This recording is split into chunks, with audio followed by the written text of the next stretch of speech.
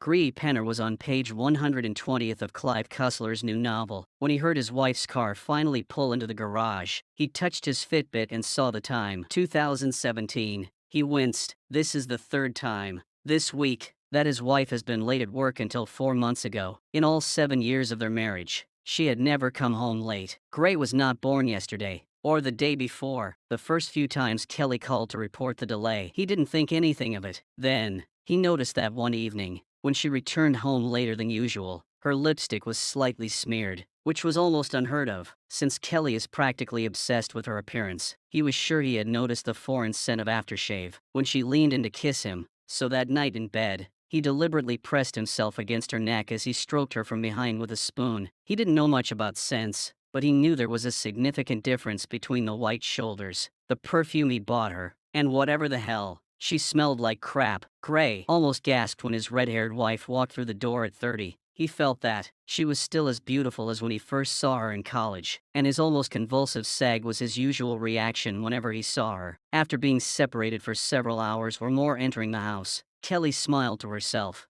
as she saw her husband's usual reaction. She knew his reaction was a sincere compliment, and besides, she had to admit to herself that she was turned on by her husband, finding her attractive, so soon after she had touched another man's lips. "Hey, honey," she said, moving closer to him, kissing him quickly on the lips, and turning to head upstairs, her now invisible smirk, both confident and condescending. "Make you comfortable. I'll be down in a minute." While his wife entered the house and went upstairs, Gray did not say a word, and she did not seem to notice. However, he noted the familiar smell of aftershave and lotion. Not for the first time, he furrowed his brow as he walked up the stairs, anticipating the impending confrontation. That had to happen soon, if he wanted to save his marriage. At this point, Gray was confident that his wife had not yet crossed the line in her relationship with handsome Paco Rabin, as he mentally called her potential seducer. But in his opinion, she was getting closer for 7 years. Gray feared that his beautiful wife would one day realize that she had married a man unworthy of her from an aesthetic point of view, and would try to make amends. Gray did not consider himself an ugly man,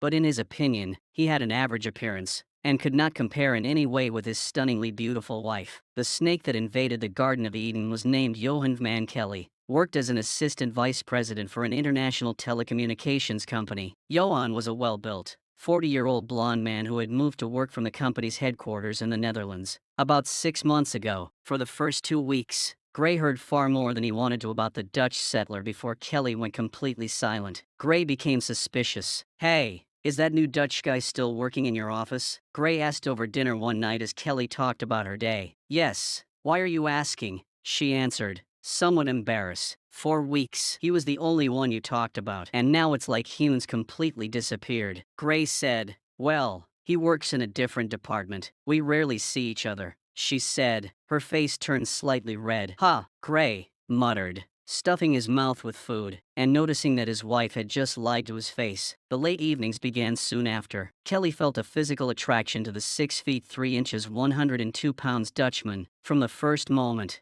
she met him. In addition to his physical attractiveness, he exuded a self-confidence that almost bordered on arrogance. He spoke 3 languages and had dark blue eyes that, according to Kelly, looked into her soul every time he looked at her. If she was being honest, she had to admit that when Johan smiled at her, for the first time, she felt butterflies in her stomach. In fact, Kelly and Johan did not work in different departments and communicated quite often at work. Within a couple of weeks, after Johan joined the company, the two of them began going to lunch together. Kelly loved her husband and did not even think about the fact that she and Johan were starting a relationship. Johan, for his part, was well aware that his relationship with Kelly was developing, because he gently pushed her to do so. Johan knew that this woman was married, but he believed that she would let him know if he went too far in his country. Extramarital affairs were not anathema. 2 weeks later, they were working on a project that they didn't finish. By the end of the day, Johan suggested that they start the project again in the morning, or just spend a little extra time in the evening in the office. Her smile told him everything he wanted to know. She quickly called Gray at his office and said that she would be late for a couple of hours. He noted to himself that this was the first time she had been late in all the years of work in the company. But since he also had to be late at work, sometimes he did not complain and said that he would cook dinner. That evening, she admired how attentive he was. They left the office at 7 o'clock, although they finished work at about 5:30. Both kept track of time working, or rather staying up late, which became a habit for the couple who initially spent their time talking. Then it turned into touching, hugging, and kissing. Kelly was well aware that she was TEIN on the edge of a slippery slope, but she liked that she had a husband and a boyfriend. She was so caught up in her feelings that she either didn't notice or didn't care that her husband noticed. After graduating from college, Gray got a good position with a good salary at a small local telecommunications firm. Kelly, who had the same education as Gray, began working in a less senior position at an international firm. They planned not to have children until they were 30. It was also soon decided that Kelly would be the first to return to online college, to earn an MBA in advance within her company. After she gets her master's degree, it will be Gray's turn, so that he too can advance in his career. Kelly completed her master's degree in 4 years and soon received a promotion that put her salary and position in the company above her husband's. He was very proud of his wife, and was pleased that their career plan was working. Carried away by her own financial and personal success, you see, Kelly lost sight of their overall marital plan. When it was Gray's turn to get a master's degree, she said they should instead use the money to buy a house in which to raise their children. Gray was unhappy that his dreams didn't come first, but had to admit that buying a house for their future family was a good idea. He could always go back to college in a couple of years, she reminded him. Kelly always had something serious in mind for the couple to spend their money on rather than Gray's MBA. He didn't want to seem selfish, so he always agreed with his wife's wishes. Kelly's ego really liked the fact that she was the main breadwinner of the family and that she had the biggest job of the couple. She began to perceive herself as the more equal among two equal partners. Kelly had butterflies in her stomach as she walked down the stairs. She loves her husband, but she needs Johan. She needs to feel him inside her. She needs to spend nights with him. She needs to cuddle with him after sex. But she could not cheat on her husband and must first tell him about it, so that it does not become cheating. She knew that he loved her as much as she loved him, and that he would give her this one weekend, this license to have sex on the side. He never refused her anything. Dinner in the microwave. You just need to turn it on for a minute, Gray said as Kelly appeared downstairs. Thanks, babe. I'll bring everything now. Can we talk? She asked. Gray looked up from his book. Dirk Pitt, we'll have to wait. Gray realized that Kelly had something important to say. Did this have anything to do with what he wanted to talk to her about? Soon. I want a free pass this weekend. Gray, Kelly said hesitantly, but clearly Gray froze in his place on the couch. His brain began to work intermittently. He hoped he didn't look as dazed as he felt. He felt like his insides wanted to burst out. Sorry, he asked, realizing that he had actually heard his wife correctly. I need to spend the whole weekend with Johan, man, she replied. We have feelings that need to be tested once, only one. I love you, Gray, not him, and after this weekend, I will come back to you and spend the rest of my life showing you how much I love you. Gray felt even more nauseous as he realized that Kelly had ruined their marriage with her question. However, he decided that this tragedy needed to be played out to the end. What if, after this weekend, you decide that once is not enough?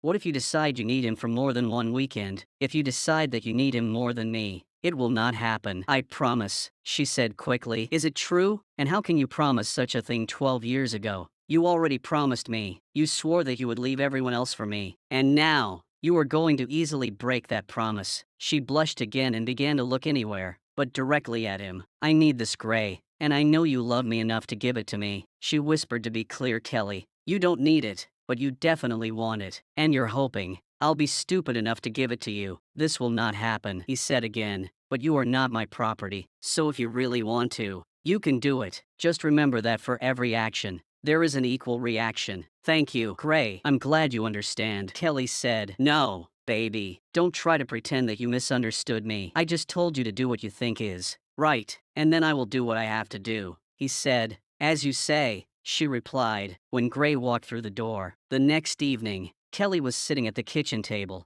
drinking coffee. As he entered, he noticed a small bag standing near the door. She's definitely dressed for the evening, he thought, noticing that she was wearing one of her sexiest dresses, a cornflower blue mid-thigh length dress, one that showed off a fair amount of cleavage. You seem pretty confident in yourself, Gray said, putting his keys and wallet on the shelf. She smiled flirtatiously. I am confident in my beloved husband, she said quietly. He raised an eyebrow. Now, kiss me goodbye and have a good weekend. Don't sulk, she said. Gray wanted to grab her arms and shake her until her head fell off. Instead, he gave her his saddest smile and shook his head. God, how I loved you, baby, he whispered, turned, and went upstairs. Although she realized he didn't kiss her goodbye, Kelly didn't notice Gray's use of the past tense of love. As she left the house, her thoughts were already several miles away, where Johan was waiting for her arrival. She felt like a 16-year-old virgin going to her first prom. Kelly and Johan had been planning their weekend for the past 2 weeks. After 3 months of increasingly frequent kissing and caressing, they decided it was time to see where their relationship would lead. Johan didn't mind that Kelly was married. She told him that she and her husband were working on some issues in their marriage. She met Johan in the hotel lobby and they checked in as Mr. and Mrs. Johan Wegman. We went up to our room and threw our bags before leaving the room. Johan asked Kelly to spin around in front of him. He whistled softly in response and then pulled her towards him for a deep, passionate kiss. His tongue searched and quickly found hers in her mouth. She moaned deeply. God, this man knows how to kiss. She thought their table at an upscale steakhouse was booked for 7 o'clock that evening, so they had to unpack and hit the road. Dinner was amazing. A bottle of good wine, but only one each, because they both wanted to be on top for dessert. They each took ice cream during the meal. They talked in low voices, enjoying each other's company. They touched each other tenderly to any observer. They looked like a very loving married couple on the snack table. Next to Gray's reclining chair were the remains of a medium-sized pepperoni pizza and 4 empty beer bottles, despite the fact that Gray was a fairly experienced cook. Of course, he had no intention of cooking that evening. After some thought, he decided that pizza and beer were the ideal food for the evening when his wife would be giving her body to another man. After finishing his meal, Gray went upstairs to the bedroom with several large garbage bags. He spent the next 30 minutes, haphazardly, bagging all of Kelly's clothes, then went downstairs and piled them up by the front door. He handled the jewelry and toiletries a little more carefully, putting them in a box, and also placing them by the door. Somewhat satisfied and indescribably angry, Gray went downstairs, put the DVD in the player, and sat down to watch his favorite movie of all time,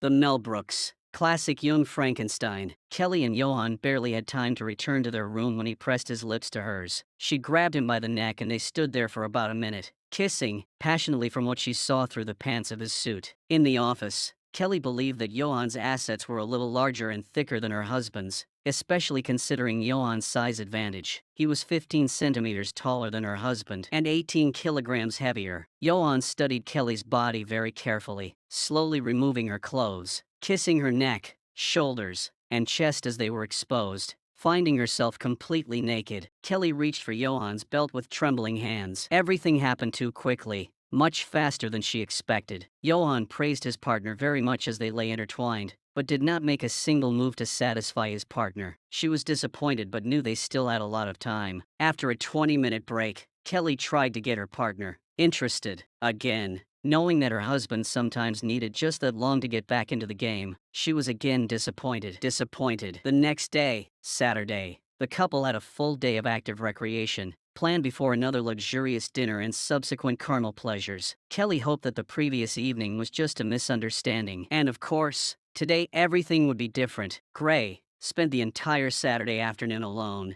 not even turning on the TV until the sun set. No matter how he looked at his Dilma, he saw no way to remain married to his wife. He knew he still loved her. It didn't go away overnight, but he couldn't get over the disrespect she'd been showing him lately, and he'd never be able to trust her again, expecting her to use her when she wanted to. Some other guy will again demand free passage on the screen in front of him. There was a rerun of the show, Leave It to Beaver, but instead, there could have been porn, if Gray wanted it. And there it was. He took another sip of his beer and stared straight ahead, thinking back to happier times with Kelly. In truth, Gray never understood how they ended up together as undergraduates at Arizona State University. They took several courses together, but Gray had no idea that this amazing girl might know who he was. She always seemed to have a small circle of admirers, but early in her freshman year, she took a seat next to him. In his accounting class, she seemed to go out of her way to flirt with him during class and completely shocked him by inviting him for coffee. When class ended,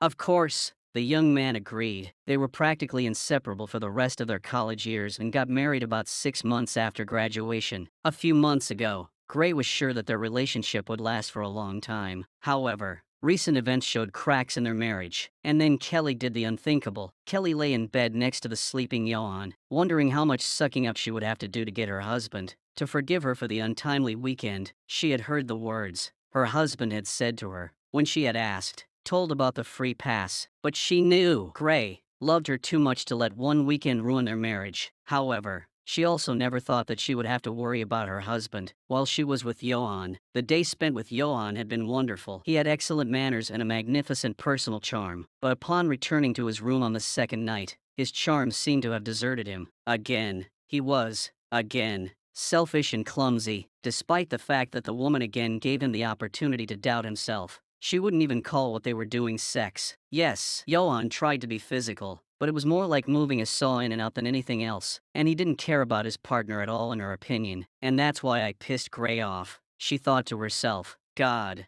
what a fool, I am after sex. Have a nice brunch. Johan smiled as he and Mrs. Wegman left the hotel all this time. Kelly was kind and smiling. They kissed passionately in the parking lot. Kelly considered it the most passionate part of the weekend, then got into their cars and drove home. Kelly used the hour-long drive home to clear her head and strengthen her position in a long-running dispute with her husband over her free passage permit. She was confident that Gray would eventually give in, despite his initial anger and threats. In the end, she almost always got her way. At worst, she thought, she will order sexy Larry, and stiletto heels and maybe a leather BSER. She couldn't help but smile, thinking about how easy it was to trick a man around her finger. Kelly drove the car into the garage and turned off the engine. She checked her makeup again, in the rearview mirror, took her bag from the back seat, took a deep breath, and walked into the house, with her head held high. Hey, I'm home, she shouted. Entering the kitchen from the garage, she waited a couple of seconds for Gray to greet her, which would have been normal, but she was disappointed. She heard the big screen on in the living room and went in, irritated by what she thought was her husband's childish behavior. Gray sat in his reclining chair, watching a baseball game. Looking up from the screen for a second, he nodded towards his wife, not paying attention to her. Needless to say, she was unhappy. Is this how you plan to play this out? Okay. She pouted and left the room. What the hell do all those bags at the front door mean? She shouted. When Gray didn't answer, Kelly walked over and opened the package. He heard her gasp, then heard more bags being opened. Damn, it's not funny. Gray, what the hell are you doing? She shouted. To make it easier for you to move out. When I give you the divorce papers, he answered, surprising her by silently approaching her almost closely. No, divorce. There will be no divorce. You idiot, she said. We talked about. This is just one weekend. We've been married for 12 years. You can give me one weekend. First of all, we didn't talk. It was you who spoke and I listened. You told me that you take permission to have sex on the side. When it was my turn to speak, I said, I wasn't going to accept. It's not my problem that you didn't take me seriously. We are married. That means no permits ever. Gray said, will you actually divorce me because of one weekend out of the entire time we were together? And all the time we will be together in the future? She asked. Now, there was panic in her voice. We won't be together in the future. Since you did that, I told you this, which I'll do, what I have to word. Didn't you understand? Gray growled. Tears began to flow from Kelly's eyes for perhaps the first time in their marriage. Great. Did not move closer to his wife to console her. You cheated on me with another man. Just because you told me about it first doesn't mean it's not cheating. Especially after I told you not to do it. Gray said you didn't tell me not to do it. You said I could make my own choice, she said, trying to turn the argument in her favor and be responsible for the consequences of your actions. It seems you can only remember what you want to remember, Gray said. Kelly literally stood still for several seconds, looking at her things in the bags. She was breathing heavily. Well, I'm not moving out. This is my home too, she said. Okay, but since your things are already packed, you can move your junk to the guest room. I'm staying in the master's room, Gray said. Okay. She grumbled and carried the bags up the stairs. Will you help me? I've already done my part of the work, he answered. I've collected my things. Gray returned to the living room and continued watching the baseball game. He heard his wife stomping up the stairs and muttering something. Finally making it downstairs, Kelly plopped down on the living room couch and began flipping through the Sunday newspaper that Gray had. Placing it on the end table next to where she usually sat, she began flipping through the newspaper, noisily, making sure it crackled every time she turned a page or chime position in her seat. Don't you at least want to ask how my weekend was? She pouted. Why do I need it? I believe you had sex with him several times. Isn't that what people do when they cheat on their husbands? Gray asked. Well, we also went to some places, did some things and ate at some nice restaurants, she whined. Cute. Happy for you, Gray said. Maybe one of your friends will be interested. But your husband, not yet a husband. Gray noticed that his wife didn't seem nearly as excited as he'd expected. especially after she'd made such a fuss about her departure. The fact that she wanted to talk about non-sexual experiences suggested that Johan might be more of a loser than a stud, but that's not my problem. Gray thought Gray spent time Monday separating bank accounts and making financial maneuvers necessary for his pending divorce. He wouldn't be able to get an appointment with the family lawyer he'd chosen until a week later, so he knew he'd have to live in the same house with Kelly for a while. Kelly spent the day avoiding Johan. She was well aware that they were on opposite ends of the spectrum. In terms of the weekend success, she knew that their relationship had changed forever, and not for the better. She really wanted her husband to understand this and return to her so that with Gray's help, she could ward off Johan's future advances. Kelly's life suddenly became very difficult. Kelly was wondering what to do: talk to Gray again, or just move on as if nothing had happened, hoping that her husband would eventually cool down. She chose the second option as the path of least resistance, not wanting her husband to call her a cheater again. After some time spent looking at the situation from all sides, Kelly was forced to admit that the word cheater sounded much more accurate than a loving wife. She shook her head, sadly, wondering if she would have looked at the situation differently if her weekend had been a resounding success rather than a dismal failure. Gray didn't say a word to Kelly when he returned from work, and when they sat down to dinner, when he finished eating, he mumbled a quick, "Thank you," and cleared away his plate. "Sorry, Gray, I'm so sorry," Kelly whined as Gray walked into the living room. "After all these years, I thought you loved me enough to give me a weekend. Do I love you enough? I would think that after all these years, you would love me enough to not ask permission to cheat on me." Gray said, "How selfish and deluded. Do you have to be?" The next day at work, things went even worse for Kelly. 5 minutes after she entered her office, one of her best friends at the firm walked in and closed the door, which was not a very common occurrence in the office. "Please tell me you didn't spend the weekend with the Dutch Thor?" Emma LOL asked, in a half whisper. Even though the door was closed, Kelly's eyes opened wide. Was he bragging? No. No, she coked, her face contorted with shame and anger. "I suppose if it doesn't come from you, it does from him," Emma said, "but I didn't hear it from him. I heard several girls whispering about it in the break room while I was drinking coffee. If they are whispering at 8 in the morning, then by noon, the whole office will be talking about it. Now, this can no longer be hidden." Kelly put her head in her hands. Emma watched as tears fell onto her desk. "Yes, you had become that special one that all women hate and every guy now wants to get his piece. Was it good?" she asked, raising her eye. "Brothers, this is the biggest problem. Did not have. I made my husband very angry." And for what she asked, "Johan is big, handsome, charming, and an absolute dummy in bed. He's barely bigger than Gray, and in bed, he's not even half the man he is, but he considers himself God's gift to women." Emma's shocked look turned into one of concern. "So how much time and apologies does it take to win back your husband's affection?" Emma asked, without the slightest hint of a smile. "I wish it were that simple," Kelly replied. "Gray constantly talks about divorce for 7 years together, and he keeps talking about divorce directly. No, I'll think about it. No consultations, nothing. I thought he would just be angry, but he is beside himself with rage. I've never seen him so reckless, but I warned him." "Yes, but if he didn't approve of it, your warning means nothing. You're a smart woman, and you really can't deny that you knew how this could end," Emma said. Coincidentally, Gray said almost the same words to Kelly 2 weeks later, when she called in tears after being served divorce papers at the office. "You told me I could have sex with him," he said. "I could," she sobbed into the phone. "No, I told you that this is your choice, but it will have consequences. You got what you wanted, and obviously, it didn't matter what I wanted," Gray said a few weeks later. Gray received a call from his father-in-law and mother-in-law, asking him to talk to their daughter and think about reconciliation. Gray loved his relatives and always got along well with them, so he tried to gently disappoint them. "She says she made a mistake, and you don't want to talk to her. You don't let her explain everything." His father-in-law harshly accused her above this. Gray, did she make a mistake? Did she really call it that? Gray said this with more than slight irony in his voice. "Well, she never actually told us what the mistake was, but after 7 years, don't you think you should show her some courtesy?" said Ken Clayton. "She didn't tell you the whole story, Ken. I wouldn't call it a mistake that she gave herself permission to have weekend sex with a coworker. I warned her there would be consequences." Gray said. "Oh no, she couldn't be that stupid." Ken cried. Gray did not consider it necessary to respond to what he was sure was a rather rhetorical remark. "I'm really sorry," Ken said. "I do not know what else to say. I won't bother you anymore." The day after his conversation with her father, Gray groaned when he saw Kelly calling him. Another wine is coming. He thought, "I'm sorry, Gray. When my father called, I think you realized that I wasn't very open with my parents.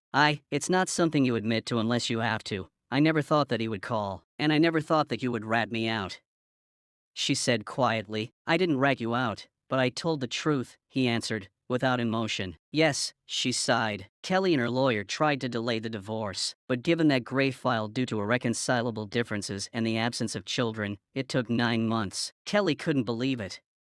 Gray didn't give her a second chance after her mistake, as she repeatedly called it. The mistake wasn't just about having sex with another man, Kelly, he explained one evening, when she tried to convince him long before you cheated with him. "You had an emotional affair.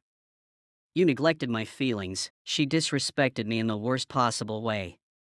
"When did you stop loving me?" Kelly held back tears once upon a time when she cried. Gray tried to console her.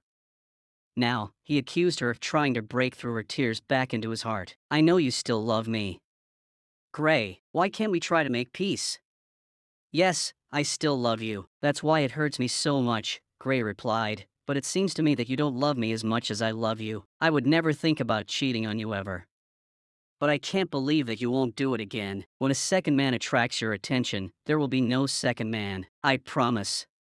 She quickly intervened. "There shouldn't have been a first one." Gray grumbled. "You promised this when you swore an oath to me."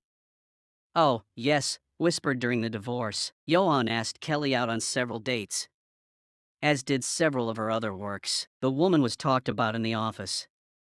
And a few weeks after the incident, she was called to the HR department. "We do not have a policy prohibiting employees from making acquaintances, but we have always asked our employees to exercise some discretion. If half the male employees are talking about how you spent the weekend playing family with Johan Van, and half the female employees are talking about who's next on your list, that's not a good situation.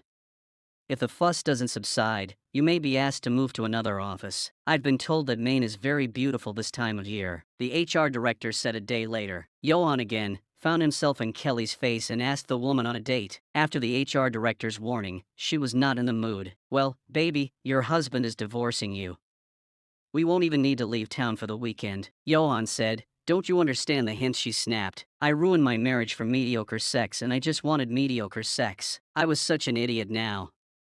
Go away," Kelly screamed. 2 weeks later, Kelly agreed to move to North Carolina. By the time she left, everyone in the company knew that Johan was not the stud. He thought he was among them. A month later, Johan transferred again to the Amsterdam office. He is handsome and fit, and every Saturday morning, he walks through the aisles of the grocery store as if he were sluggish. As she noticed from a couple of meters away, he never seemed to notice her, which was the norm in her life. Margaret Scanlon, known to her close friends, as Peggy worked as a fifth-grade teacher at a local elementary school. Her appearance was average, her physique, as she considered. It was average, which meant she had nothing to attract a handsome, obviously lonely man. She is 29 years old, and in a few weeks, she must cross the threshold of 30 with no prospects of leaving bachelor life anytime soon. Peggy wondered how a man as attractive as him could still be single. He looks to be about 30. He doesn't come across as a player, and he looks lost. Perhaps broken Gray Penner doesn't have a wedding ring on his left hand, but Peggy knew he was single before she even looked at his hand. The items in his cart said everything about his marital status: pop, tarts, frozen pizza, macaroni and cheese, beer and grilled meats. Nothing says singleness and maybe even divorce like these products. Many people call Peggy. She has short, wavy light brown hair, large brown eyes, and light, almost pale skin. She was 5 feet 5 inches tall, had average breasts, and decent legs, and what she considered her best feature, a muscular, round-ass personality. Wise. She would describe herself as a quiet person in college. Her friends considered her an ideal partner. Thanks to her friendliness, loyalty, and ordinary appearance, she had first noticed the man while passing by a few months earlier, but for some reason that she still can't figure out, she continued to notice him. And about 2 months ago, she started paying closer attention to him, although it was completely out of character for her. She considered introducing herself to him. If only, I know this may seem a little cavalier, but I am Peggy Scanlon. Would you like to have a cup of coffee with me? Peggy asked a few weeks later, approaching the man. Gray stepped back and looked closely at the woman who had just verbally addressed him. Sure, she wasn't stunning, like Kelly and not many people were, but there was something about her look that made him agree. Something in her eyes made him want to know more about this mysterious woman. For the first time in the last 2 years, he treated a woman in more than just a friendly manner. Yes, I think that would be great, Gray answered readily. Peggy Scandin was an open book. Moreover, it was easy to read in her 29 years.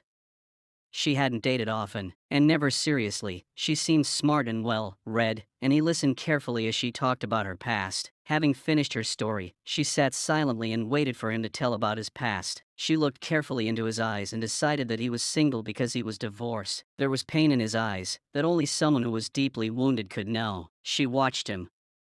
Think she saw that? He was trying to figure out exactly how much he should tell about himself. And he told almost his entire story, while she sat, intense attention. When he finished, they both sat in silence. He sighed heavily and looked at the woman, as if the whole weight of the world had been lifted from his shoulders. Sorry for dumping all this on you, he said, looking up. You are the first person I told the whole story to. They told me that I have such an influence on people. I'm also pretty good with small children and dogs, the woman said. Gray chuckled. He felt very comfortable with this stranger, almost like he did with Kelly before. Before they went their separate ways, Gray made a date for the following Friday evening. On their third date, they had sex for the first time. Peggy tried to hold out longer but turned out to be the weaker partner. There was something incredibly sexy about Gray's calm, reserved demeanor that she couldn't resist, even though he never made any overt sexual maneuvers. After a pleasant dinner at a Hungarian restaurant, Gray invited Peggy to his apartment for coffee and alcohol. At first, they sat next to each other in a love seat in the living room. And then, Peggy leaned towards Gray and pressed her lips to his. 10 minutes later, they were lying naked in Gray's bedroom. Over the next hour, he tenderly made love to the woman. He noted to himself that for the first time after the divorce, he was making love with someone. In other cases, sex was just sex during classes. He always kissed a woman. You what you, she muttered, clinging to him. After they finished silence, Weck, have plenty of time to talk later. What are you doing in the next few decades, he remarked. Peggy smiled tiredly at him, and he pressed his lips to hers. A woman who was a bridesmaid 4 times. Peggy found herself in the spot late after a year. They subsequently had a couple of children, a boy 2 years after the wedding and a girl 2 years later. Unlike her predecessor, Peggy never forgot her vows, and although Gray will never know it, Kelly will never forget this lesson either. A few years after moving to North Carolina, she remarried and remained faithful to her second husband for 15 years, until she caught him cheating. She admitted to herself that she finally understood all the pain that Gray had endured and wasted no time in divorcing her second husband. Kelly always took care of herself and still went to the gym regularly. At 50 years old, she was still an attractive woman, unmarried, alone, and approaching 50 years of age. This was something she never imagined. Even in her wildest dream, her second husband was 10 years older than her. He had no children, and he did not want to have them with Kelly. Now, it's too late. She laughed, out loud, or rather barked. Gray wanted 2 children. She wanted 3, so, by this time, all 3 of the couple's children would already be in their teens. She and Gray would attend various school and community events. Sports, music, parenting, both high school and college. Graduations are just around the corner, followed by weddings and grandchildren, and all this was lost for the sake of mediocre sex. What a dumbass she was. She shook her head, sadly, for what must have been the 1,000th time. A few months later, on the other side of the country, Gray and Peggy Penner, along with their 15-year-old son, Reggie, sat in the gym of the local high school and watched their 18-year-old daughter, Phyllis, receive her diploma. Peggy squeezed her husband's hand and they exchanged glances with happy tears. In their ease, Gray leaned over and gave his wife a quick peck on the lips, causing his son to weigh in. And Bruce meant, well, that's enough, you two.